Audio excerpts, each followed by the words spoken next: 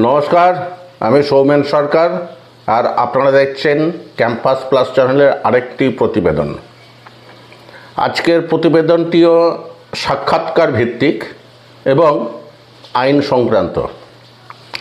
আপনাদের অনেকেরই হয়তো মনে আছে, যারা আমার পুরনো এপিসোডগুলো দেখেছেন, যে সুপ্রিম কোর্ট নিয়ে এপিসোড করা হয়েছে, হাইকোর্ট নিয়ে এপিসোড করা হয়েছে, কিন্তু লোয়ার জুডিশিয়ারি নিয়ে কিন্তু কোনো এপিসোড করা হয়নি।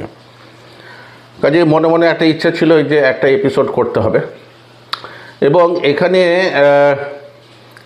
এই এপিসোডটা করতে গিয়ে মনে হয়েছে যে আমাদের যেটুকু পরিচয় আছে সুপ্রিম কোর্ট বা হাইকোর্টের প্রসিডিওরের সঙ্গে, লোয়ার কোর্টের সঙ্গে কিন্তু আমাদের সেই ধরনের অতটা কিন্তু কোনো ফ্যামিলিয়ারিটি নেই, এক্সেপ্ট যারা কোনো রকম মামলার সঙ্গে জড়িয়ে গেছেন বা রয়েছেন, বা হয়তো যারা দেখাশোনাও করছেন কিছু।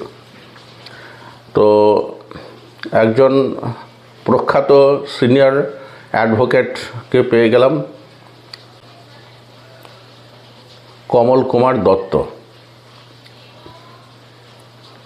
এই কমল কুমার দত্ত অত্যন্ত সহজ ভদ্রলোক, বলার সঙ্গে সঙ্গে রাজি হয়ে গেলেন, এবং কি বলবো, এত সহযোগিতা কিন্তু ওনার কাছ থেকে আমি হয়তো প্রথমে ভাবতেই পারিনি। যাই হোক, উনি সবিস্তারে বর্ণনা করলেন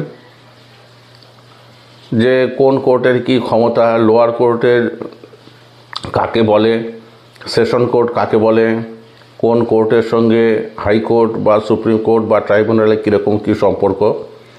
আশা করি যারা দেখবেন তারা উপকৃত হবেন।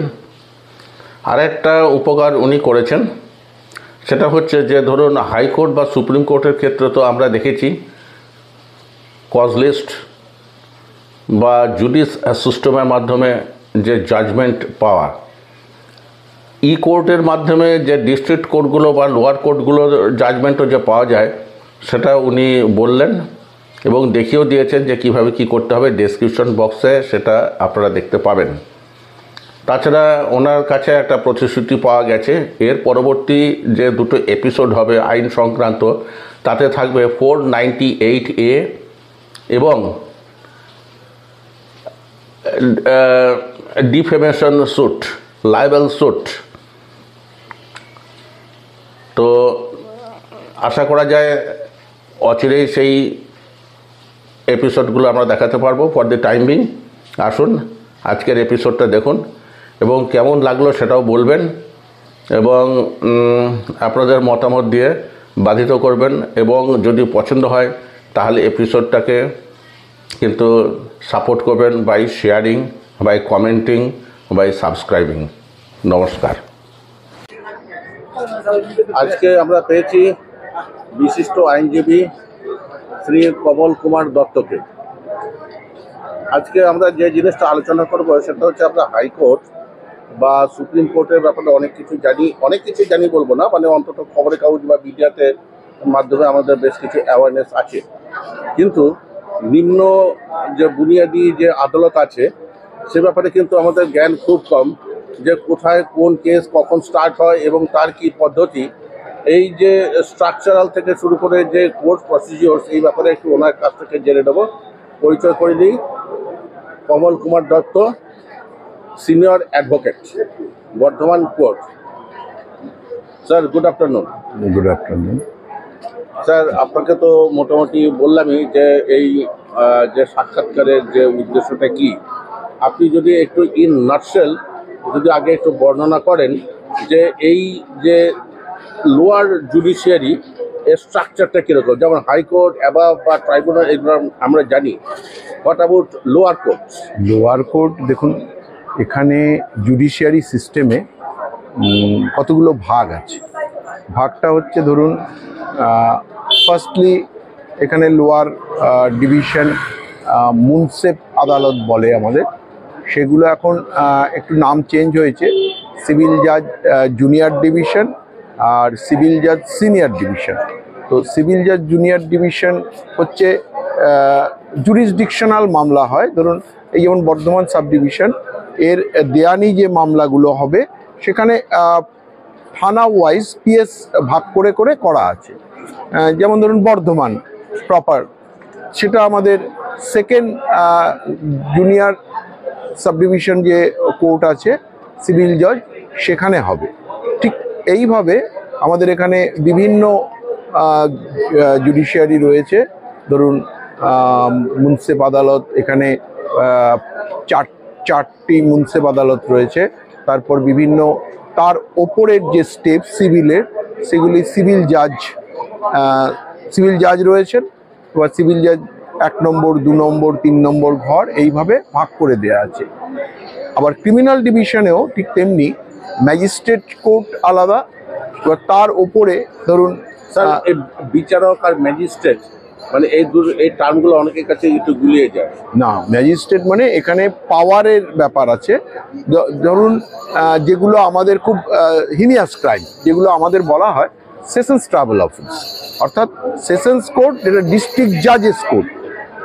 ওনারা যখন সিভিল মামলা করেন তখন ওনাদেরকে বলা হয় ডিস্ট্রিক্ট জাজ। ওনারা যখন ক্রিমিনাল মামলা করেন তখন ওনাদের ডেজিগনেশনটা আছে লার্নেড সেশন জাজ। আচ্ছা, এইভাবে সেশনে তাহলে কোনো সিভিল ম্যাটার হবে না? হ্যাঁ, না, সেশন ডিভিশনে যখন উনি কাজ করবেন তখন কোনো সিভিল মামলা হবে না, তখন ক্রিমিনাল মামলা হবে। উনি যখন ডিস্ট্রিক্ট জাজ হিসেবে কাজ করবেন তখন সেখানে সিভিল স্যুটটাই মেইনলি হয়। এবার ধরুন তিনি কি একটা কোনো একটা অ্যাপেলেট অথরিটি? উনি ডিস্ট্রিক্ট জাজ হচ্ছে এই ডিস্ট্রিক্টের সর্বোচ্চ আদালত। হ্যাঁ, তার নিচে হচ্ছে অ্যাডিশনাল ডিস্ট্রিক্ট জাজ। ডিস্ট্রিক্ট জাজের নিচে সাবঅর্ডিনেট সেটা হচ্ছে অ্যাডিশনাল ডিস্ট্রিক্ট জাজ। তার নিচে আছে মানে অ্যাসিস্ট্যান্ট ডিস্ট্রিক্ট জাজ। আবার তারপরেও একটা ভাগ হয়েছে আমাদের ফাস্ট ট্র্যাক কোর্ট বলে একটা কোর্ট হয়েছে, আপনারা শুনে থাকবেন। সেগুলো হচ্ছে খুব দ্রুত মামলার নিষ্পত্তির জন্য ফাস্ট ট্র্যাক কোর্ট বলা হয়। সেই ফাস্ট ট্র্যাক কোর্টগুলোতে আপনার সিভিল এবং ক্রিমিনাল 2 ধরনেরই মামলা হয়। তো এই মামলাগুলোতে আমরা মানে খুব কুইক ডিসপোজালের জন্য, এই ক্রিমিনাল মামলার কুইক ডিসপোজালের জন্য ফাস্ট ট্র্যাক কোর্টগুলোতে মামলাগুলো হয়, এবং কিছুটা ম্যাট্রিমোনিয়াল শ্যুটও হয়, ওটা সিভিল মামলার মধ্যেই পড়ে। তো এইভাবে বিভিন্ন ভাগ আছে। এই ভাগটার মধ্যে পাওয়ারটা মেন, কার কতটা ক্ষমতা সেই তার উপর ডিপেন্ড করে। যেমন ধরুন ম্যাজিস্ট্রেট আদালতের কিন্তু সর্বোচ্চ ক্ষমতা হচ্ছে 3 বছর অবধি ধরুন পানিশমেন্ট দিতে পারবে। আবার আরও যেগুলো সাব জাজ আছেন ওনাদের পানিশমেন্টের ক্ষমতা হচ্ছে 7 বছর। আবার অ্যাডিশনাল ডিস্ট্রিক্ট জাজ মানে সেশন জাজ বা ডিস্ট্রিক্ট জাজ যারা আছেন তারা মানে ফুল পানিশমেন্টটা দিতে পারেন, ফাঁসিও দিতে পারেন, আবার যাবজ্জীবনও দিতে পারেন। তো এইভাবে লোয়ার জুডিশিয়ারির পাওয়ার সিস্টেম বা কোর্টের সিস্টেমটা ভাগ করা। তাহলে একটা জিনিস জিজ্ঞাসা করে রাখি, জাস্ট ফর কনসেপশন, ধরুন দুপক্ষের মধ্যে মারামারি হয়েছে, এই ব্যাপারে সংশ্লিষ্টতা আদালত কোনটা? না, এখানে দেখতে হবে মারামারিটা কি ধরনের। যেমন এইগুলো হচ্ছে এই যে আমাদের আইপিসি অর্থাৎ ইন্ডিয়ান পেনাল কোড, সেই পেনাল কোডের কোন ধারায় এটা এসছে। ধরুন বিভিন্ন ধারা আছে, মানে 509, হ্যাঁ 511 অব্দি আছে। সেখানে ধরুন কোনোটা আপনি যদি কাউকে একটা চড় দেন তাহলে যে ধরনের মামলা হবে, কাউকে যদি আপনি মেরে পা ভেঙে দেন তাহলে তার থেকে একটু উঁচু মামলা হবে। আবার কারুকে যদি অ্যাটেম্প অফ মার্ডার হয় তার থেকে আরো অনেক বড়। আবার কেউ যদি মার্ডার হয়, বধূ নির্যাতন মানে 498A, সেটাও ম্যাজিস্ট্রেট ট্রাইব্যুনাল, সেটা কিন্তু সেশনস ট্রাইব্যুনাল নয়, সেটা ম্যাজিস্ট্রেট। অর্থাৎ সেই কেসগুলো ম্যাজিস্ট্রেটের সামনে হবে, অর্থাৎ ওনার পানিশমেন্টটা যে যতটা আছে সেটা ম্যাজিস্ট্রেটদের পাওয়ারের মধ্যে। মানে এই সিস্টেমগুলো এইভাবে আছে, ভাগটাও এইভাবে আছে। হ্যাঁ, পাওয়ার ওয়াইজ ভাগ আছে। আচ্ছা স্যার, একটা কথা জিজ্ঞেস করে নিই, এটা হচ্ছে সব কমন ম্যানের কনসেপশন গ্রো করার ব্যাপার। ধরুন একই জিনিস কখনো হাইকোর্ট থেকে স্টার্ট হচ্ছে, কখনো লোয়ার কোর্ট থেকে স্টার্ট হচ্ছে, কখনো হাইকোর্ট বলছে যে নিচের কোর্ট থেকে আসুন, সুপ্রিম কোর্ট বলছে হাইকোর্টে যাননি কেন, হাইকোর্ট বলছে ট্রাইব্যুনালে যাননি কেন। আবার এই ধরনের যে ব্যাপার ট্যাপারগুলো আছে, তাই এগুলো কি সবকিছু কি উপর আদালতের? না, এখানে কনসেপ্টটা এরকম, ধরুন মামলা কিন্তু জেনারেলি হাইকোর্টে এই মারামারি, ধরুন এই বধূ নির্যাতন, এগুলো কিন্তু হাইকোর্টে হয় না। এগুলো হয় সাধারণত আমাদের এই লোয়ার ডিভিশন কোর্টে। এখানকার কোর্ট থেকে ধরুন আপনি হেরে গেলেন, আপনাকে তার অ্যাপিল করতে যেতে হবে হাইকোর্টে, অর্থাৎ অ্যাপিলেট অথরিটি হচ্ছে হাইকোর্ট। এবার ধরুন কোনো একটা মামলা ম্যাজিস্ট্রেট কোর্টে আপনি হেরে গেলেন, আপনি হাইকোর্টে গেলেন, হয়তো হাইকোর্ট না গিয়েও আপনি ডিস্ট্রিক্ট জাজেও এই মামলাটা মুভ করতে পারতেন।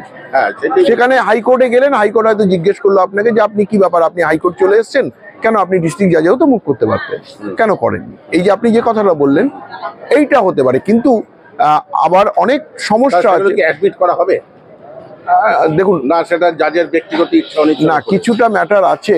ধরুন আপনি ইচ্ছে করলে ডাইরেক্ট হাইকোর্টও করতে পারেন, সেই ধরনের মামলা এন্টারটেন হবে। আর যেগুলো লোয়ার ডিভিশনকে আপনি মানে না করে চলে এলেন, সেক্ষেত্রে হাইকোর্ট আপনাকে ডাইরেকশন দেবে যে আপনি লোয়ার কোর্টে গিয়ে ওই মামলাটা প্রসিড করুন। আচ্ছা, নেক্সট আসি, যে ধরুন উচ্চ আদালতের ক্ষেত্রে তো বলাই আছে এটা ভেরি টাইম টেকিং প্রসেস, তাই এই নিম্ন আদালতের ক্ষেত্রে এই টাইম টেকিং প্রসেস ব্যাপারটা সম্পর্কে আপনার কিরকম কি? না, এরকম নয়। জানেন ব্যাপারটা হচ্ছে আমাদের এখানে ধরুন 1 লক্ষ মামলা আছে। এবার আমাদের এখানে কোর্ট, লোয়ার কোর্ট অর্থাৎ ম্যাজিস্ট্রেট কোর্টে হয়তো দেখা গেল এক একটা কোর্টে 10,000 মামলা আছে। এবার আপনার 365 দিনের মধ্যে শনিবার ছুটি আছে আর রবিবার ছুটি আছে, সেগুলো বাদ দিয়ে হয়তো দেখা গেল অ্যাকচুয়াল জুডিশিয়াল যে মানে টাইম বা কোর্টের যতদিন কোর্ট হবে সেটা হয়তো খুব বেশি হলে 300 দিন কি 350 দিন। এই 350 দিনকে যদি আপনি 10,000 কি 15,000 মামলা একটা কোর্টে থাকে তাকে ভাগ করেন, তাহলে দেখবেন এক একটা কোর্টে হয়তো যে ধরনের মামলা হতে পারে সেই মামলাটার যে টাইম, সেই টাইমটা দিতে পারছে না কোর্ট। কারণ হচ্ছে প্রচুর মামলা পেন্ডিং। ধরুন আমাদের এই যে চিফ জুডিশিয়াল ম্যাজিস্ট্রেট, তার কাছে পুলিশের কেসের মানে পুলিশ যখন কোনো অ্যারেস্ট হয়ে আসে তখন চিফ জুডিশিয়াল ম্যাজিস্ট্রেটের কোর্টে তাকে প্রডিউস করা হয়। সেই প্রোডাকশনটা যখন হচ্ছে, সে ধরুন তারপরে হাইকোর্ট বা জজ কোর্ট যেখানে যাওয়া হওয়ার হচ্ছে, কিন্তু এই প্রথম পেন্ডিংটা থাকছে ওনার কোর্টে। তাহলে ওনার কোর্টে হাজার লক্ষ মামলা পেন্ডিং, তাহলে উনি কিভাবে দেবেন? তাহলে ওনার আজকে একটা যখন ডেট পাচ্ছেন, নেক্সট ডেট আপনি পাচ্ছেন হয়তো কি 1 বছর পরে। এরকমও মামলা আছে 1 বছর পর আপনাকে মারাও গেছে, যেতে পারে, কিন্তু কোর্টের তো উপায় নেই। প্রতিটা মামলা যদি 1 মাস পরে রাখে, তাহলে পার ডে একটা কোর্ট কি 50,000 মামলা করবে? সেটা তো সম্ভব না। তাহলে এই সমস্যার সমাধান হয়তো প্রচুর আরো অনেক বেশি কোর্টকে যদি বাড়াতে পারে, অনেক স্ট্রেংথ বাড়াতে হবে, কিন্তু সেটা বোধহয় এই মুহূর্তে অতটা এইভাবে কোর্ট বাড়ানো সম্ভব নয়। হ্যাঁ, বাড়াবে তো নিশ্চয়ই, কোর্ট নিশ্চয়ই বাড়ায়। হ্যাঁ, দেখা গেছে আমাদের এখানে এক সময় হয়তো 5 জন ম্যাজিস্ট্রেট ছিল, এখন 6 জন হয়েছে। আরও যদি 2-1টা কোর্ট বাড়ে, তাহলে মামলা ভাগ করে দিলে তখন একটু শর্ট ডেটগুলো পাওয়া যাবে। আদারওয়াইজ তো সম্ভব না। একটা কোর্ট পার ডে কতগুলো মামলা করতে পারে? 20টা মামলা, 30টা মামলা, 40টা মামলা, এর বেশি তো পারে না। তাহলে 40টা যদি ভাগে ধরেন, তাহলে দেখা গেল আজকে যে মামলাটা ডেট পাচ্ছেন, রিভিউ হয়ে সেই মামলাটা ডেট পাচ্ছেন আপনি 6 মাস। তাহলে আরেকটা কথা জিজ্ঞাসা করি, যেটা সচরাচর উপর উচ্চ আদালতে এই ব্যাপারটা প্রযোজ্য হয়, যে গুরুত্বপূর্ণ কেস হলে কেসের যে গতিটা সেটা ততটা গুরুত্বপূর্ণ নয়, কেসের গতির সঙ্গে কিন্তু ঠিক সমতুল নয়। মানে একই জিনিস, একই ব্যাপার, টাইম ডাইনামিক্স কিন্তু দুজনের ক্ষেত্রে এক নয়। এটা কি করে হয়? না, এখন বলি, অনেক আর্জেন্ট ম্যাটার থাকে। যে ম্যাটারটা ধরুন আজকে শোনার পরে খুব আর্জেন্ট আছে, সেটাকে হয়তো 7 দিনের মধ্যে শুনতে হবে কোর্টকে। সেক্ষেত্রে কোর্ট তখন স্পেশালি সেই ম্যাটারটাকে ফিক্স করে। আর জেনারেল ডেট যেটা হয় একটা, সেটা হচ্ছে ধরুন নর্মাল প্রতিটা মামলারই আজকে শোনার পরে নেক্সট ডেট যেটা পাবেন, নর্মালি যে ডায়েরি মানে কোর্টের ডায়েরি সিস্টেম আছে, সেই ডায়েরি ওয়াইজ দেওয়া হবে। অর্থাৎ কোর্টের রোটেশনে ডায়েরিতে পাবেন, কিন্তু স্পেশালি যদি কোনো মামলার স্পেশাল কোনো ম্যাটার থাকে, সেখানে স্পেশালি ফিক্সড হয়। এটা হচ্ছে আর্জেন্সির ওপর ডিপেন্ড করে। আমরা হাইকোর্ট বা সুপ্রিম কোর্টের কজ লিস্ট দেখেছি এবং সেখান থেকে মোটামুটি মামলার যে বিষয়বস্তুগুলো সম্পর্কে ধারণা করতে পারি। Messrs X versus messrs Y, বোঝা গেল কোম্পানি ম্যাটার। এই department versus electricity department versus mister X Y Z, বোঝা গেল ইলেকট্রিক বিল বা এই সংক্রান্ত ব্যাপার। তাই এইখানে এই যে লোয়ার কোর্টে এই যে আপনার যে দীর্ঘদিনের অভিজ্ঞতা, স্যার আপনার কতদিনের অভিজ্ঞতা হলো? আমি 34 বছর প্রায়। 34 বছর ধরে আপনি যে অভিজ্ঞতাটা সঞ্চয় করেছেন, তাতে দেখা যাচ্ছে যে এই ধরনের গ্রাম বাংলাতে কী ধরনের কেসের সংখ্যা সব থেকে বেশি? এখানে ক্রিমিনাল সাইডে বেশি হয় সাধারণত বধূ নির্যাতনের মামলা, এমনি মারামারির মামলা, হ্যাঁ, এগুলো তারপরে এই ধরুন কিছুটা আউটরেজ অফ মডেস্টি, মানে শ্লীলতাহানি যাকে বলে, এই ধরনের মামলাগুলো আমরা বেশি দেখি। মানে আর তারপরে তো ধরুন রেপ কেস, মার্ডার কেস, এগুলো তো আছেই। পার্সেন্টেজ বলতে পারেন যে মোটামুটি এই ধরনের না, এগুলো সম্পত্তি বা খুন সম্পত্তির মামলা যেগুলো দেয়ানি কোর্টে হয়, সেগুলো যথেষ্ট পরিমাণেই হয় এখানে। কারণ আমাদের বর্ধমানটা একটু এগ্রিকালচারাল বেসিস, তো মানে বেসটা এখানে এগ্রিকালচার, ফলে জমি জমার সমস্যা আছে এখানে অনেকটাই। আচ্ছা, আরেকটা কথা জিজ্ঞাসা করি যে এই ডিস্ট্রিক্টের মধ্যেই কি কোনো অ্যাপিলের ব্যবস্থা আছে? যে ধরুন নিম্ন আদালতের কোনো একটা জাজমেন্টে আমি অখুশি, আমি চাই যে এটা একটু না, এটা আমি বলি, এটা ডিপেন্ড করে ওই যে বললাম পাওয়ার অফ দ্য কোর্টের ওপরে এবং কি ধরনের মামলা। ধরুন যদি ম্যাজিস্ট্রেট কোর্টের মামলা হয়, যে মামলাই হোক না কেন, ম্যাজিস্ট্রেট কোর্টের মামলা সবসময় অ্যাপিল কোর্ট হচ্ছে আমাদের ডিস্ট্রিক্ট কোর্ট, কিন্তু অ্যাডিশনাল কোর্টের মামলার অ্যাপিলেট কোর্ট হচ্ছে হাইকোর্ট। বুঝতে পেরেছেন? তাহলে এটা ভাগের ওপর ডিপেন্ড করছে, এটা পাওয়ারের থেকেও বেশি ভাগ, মানে কোথায় কোন মামলা হচ্ছে তার উপর ডিপেন্ড করছে। আচ্ছা, এই যে এখানকার যে কোর্ট, এই কোর্টের যে জেনারেল অ্যাডমিনিস্ট্রেশনটা কারা দেখাশোনা করেন? মানে ধরুন না, ডিস্ট্রিক্ট জাজ অ্যাডমিনিস্ট্রেশন হেড। উপরে তো ডিস্ট্রিক্ট কোর্ট, না, সেটা হাইকোর্ট। মানে সেটা কি ধরনের, মানে না, সেটা হচ্ছে আমাদের এখানকার পাওয়ার, যেন হাইকোর্টের হচ্ছে জোনাল জাজ সাহেব আছেন, উনি দেখেন এই জোনটাকে, সে ওনাকে জোনাল জজ সাহেব বলেন। হাইকোর্টে উনি হাইকোর্টেরই জজ, জোনাল জজ হিসেবে আমরা জানি, কারণ উনি এই জোনটাকে দেখেন আর কি, এই সমস্যা বা যা অ্যাডমিনিস্ট্রেটিভ পাওয়ার বা যা, সেটা বোধহয় উনি দেখাশোনা করেন। আচ্ছা, এই যে কোর্টে, যে হাইকোর্টে দেখি যে মোটামুটি 24 ঘন্টা কি 48 ঘন্টার মধ্যে অর্ডারগুলো আপলোড হয়ে যায়। সার্টিফাইড কপি পেতে হয়তো একটু সময় লাগে, কিন্তু আপলোড হয়ে যায়। ইম্পর্টেন্ট হলে 24 ঘন্টা, আর ততটা গুরুত্বপূর্ণ না হলে অন্তত 48 ঘন্টার মতো হয়ে যায়। এই ডিস্ট্রিক্ট কোর্ট বা লোয়ার কোর্টগুলোতে সে ধরনের কোনো ব্যবস্থা আছে? হ্যাঁ, এখানে কোর্টে অর্ডার আপলোড করে দেওয়া হয়। আপনি স্যার এ ব্যাপারে একটুখানি যে একটা নির্দিষ্ট যে ওয়েবসাইট ইউআরএল গুলো আমাকে মানে যেটা দিতে পারি, সেটা অ্যাক্সেস করতে পারি। হ্যাঁ, এগুলো কোর্ট বলে। কোর্টে আপনি ওইটা নিয়ে নিলেই, যে কোনো জুনিয়রের কাছ থেকে আমি বলে দিচ্ছি, ওরা আপনাকে বলে দেবে, সেইখানে আপনি সেইভাবে আপলোড করলেই আপনি অর্ডারগুলো পেয়ে যাবেন।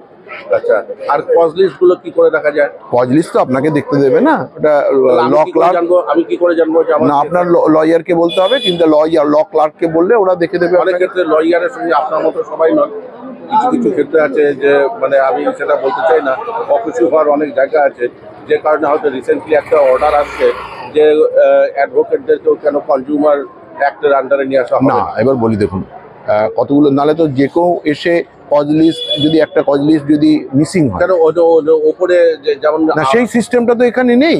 এখানে ধরুন লিস্ট বেরোয় না, ছাপিয়ে লিস্ট, যেটা হাইকোর্টে আপনি বলছেন, সেইটা হাইকোর্টে হয়, কিন্তু এখানে হয় না।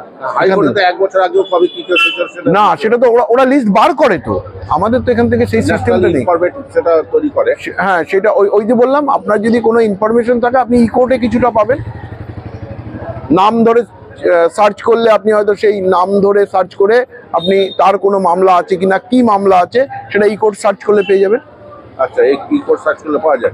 এবার ধরুন আমি মামলার কোনো পক্ষ নই, কিন্তু জনস্বার্থ রিলেটেড কোনো একটা মামলা, সে ব্যাপারে আমি সেটাকে ট্র্যাক করতে চাই। না, সেটা তো বললাম আপনাকে, আপনি কোর্ট যে কোনো, আপনি পার্টি হলেই কোর্ট করতে পারবেন, তার কোনো মানে নেই। আপনি কোর্ট আপলোড করে যে কোনো মামলারই আপনি দেখতে পারেন, স্ট্যাটাস দেখতে পারেন। আচ্ছা স্যার, আরেকটা জিনিস জেনে নিই, এই যে কোর্টে এখানে হাইকোর্ট বা এই সমস্ত জায়গাতে জনস্বার্থ মামলা আছে, এইখানে না, এখানে জনস্বার্থ মামলা, এখানে ওই পাওয়ারটা হাইকোর্টের উপরে। আচ্ছা, এইবারে ধরুন আরো যে মামলা আছে, যেমন ধরুন ডিফেমেশন কেস, লাইবেল সুট, এখানে হয়। এইখানে ব্যাপারটা লোয়ার কোর্টে তার আছে। এখানে দু রকমের আছে, একটা ক্রিমিনাল মামলা আছে, ক্রিমিনাল শুট হয় ডিফামেশনের, আর একটা সিভিল শুট হয় কম্পেনসেশন। আচ্ছা, এখানে মিনিমাম অথরিটি কে? না, ম্যাজিস্ট্রেট কোর্টে হবে আপনার ইয়েটা, ম্যাজিস্ট্রেট কোর্টে ফাইল হবে ক্রিমিনাল মামলাটা, আর আপনার কত টাকার ক্লেম আসছে তার উপর বেস করে মনিটারি লিমিট। অনেক ধন্যবাদ স্যার সময় দেওয়ার জন্য। এরপরেও আপনার কাছে আরেকবার আসতে হবে 2-1টা অন্য বিষয় নিয়ে, আশা করি আপনার সময় পাওয়া যায়। ঠিক আছে, থ্যাংক ইউ।